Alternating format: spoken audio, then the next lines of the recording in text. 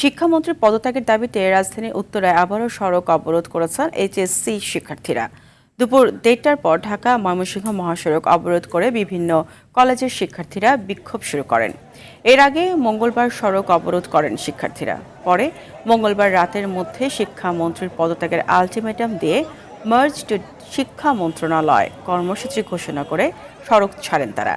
এরপর আবারও বিকেলে শিক্ষামন্ত্রীর পদত্যাগের দাবিতে বিক্ষোভ করেন। এদিকে উত্তরায় শিক্ষার্থীরা দাবি প্রত্যাহার করে নিয়েছেন বলে জানিয়েছেন উত্তরা বিভাগের ডিসি মির্জা তারেক বেগ। পদত্যাগ চাই, আর কিছু তো বলার নাই। উনি যা শুরু করছে পদত্যাগই চাই।